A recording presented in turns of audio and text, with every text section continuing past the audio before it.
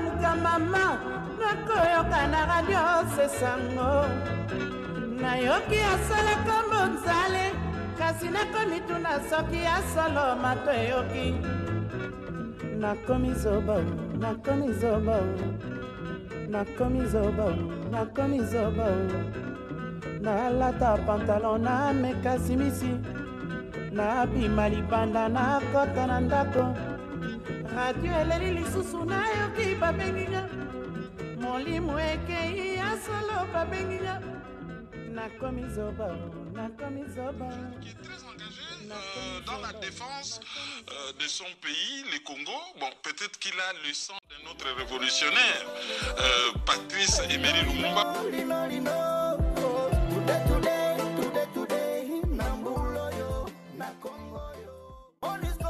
On se retrouve en France dans une situation où c'est un dictateur africain qui est au pouvoir depuis 30 ans et qui a mis le Rwanda et la République démocratique du Congo en coupe réglée, qui vient faire la loi et qui impose aujourd'hui sa loi à la France. Wemo Odimba. 80% des noms de Tété là, ça commence par O. Oui, effectivement. Mais pourquoi? Je pense que c'est la coutume. En tout cas, bienvenue. Vous avez suivi les procès Charles Onana. Vous étiez là, les à côté, hein, vous étiez là régulièrement. Comment ça s'est passé à l'extérieur? Est-ce qu'on sentait la tension, la pression?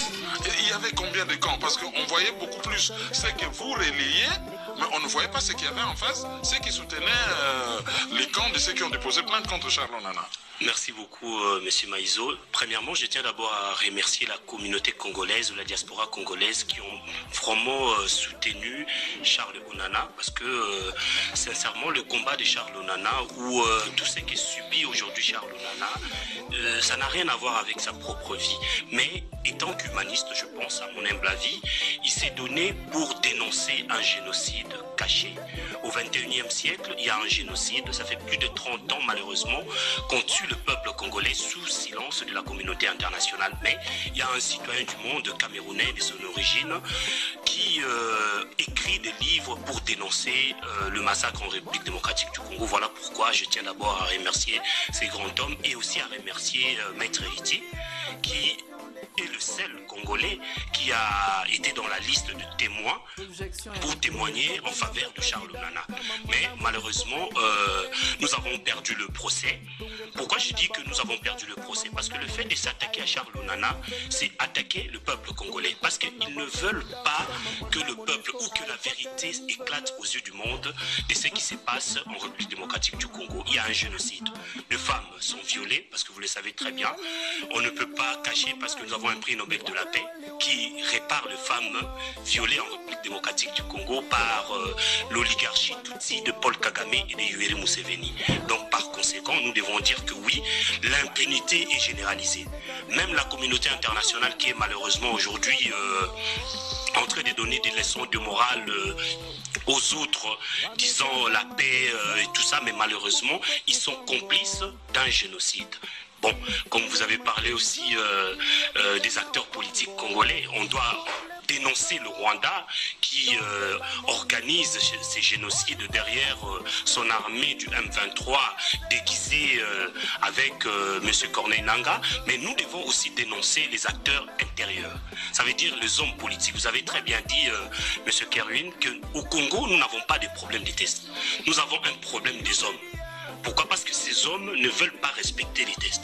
C'est pour ça que vous voyez aujourd'hui, ils veulent changer la constitution, non pas pour l'avenir du peuple congolais, non pas pour le social du peuple congolais, mais malheureusement, c'est juste pour se maintenir au pouvoir, afin de continuer le projet machiavélique que malheureusement tout le monde n'a pas bien suivi. Honoré Ngwanda, qui avait déjà prédit ce qui se passe aujourd'hui, que M. Félix Antoine Tshisekedi et sa bande sont là pour voler, donc s'enrichir, faciliter la balkanisation. Aujourd'hui, il y a combien de territoires de la République qui sont tombés aux mains de criminels du M23 sous silence quasi complice du régime de Kinshasa. Au moment où les gens meurent à l'est de la République démocratique du Congo, le président, c'est lui qui est censé être le garant de la nation, est dans les avions.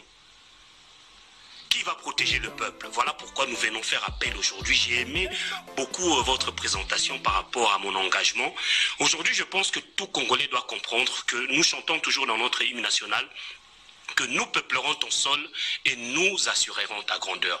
Le devoir nous incombe à nous, peuple congolais, parce que malheureusement, nous n'avons personne derrière nous pour nous soutenir.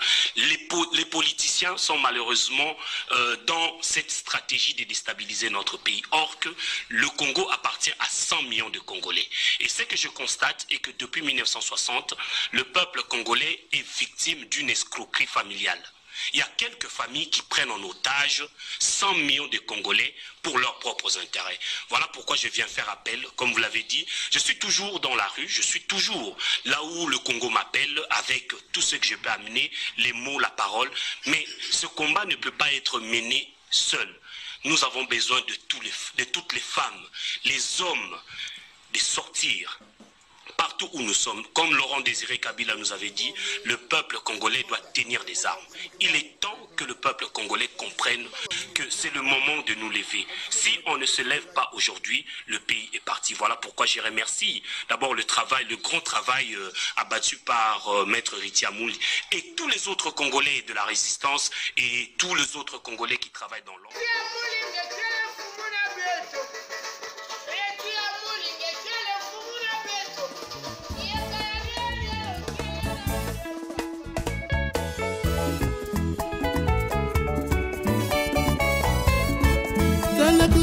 Mama, talakuma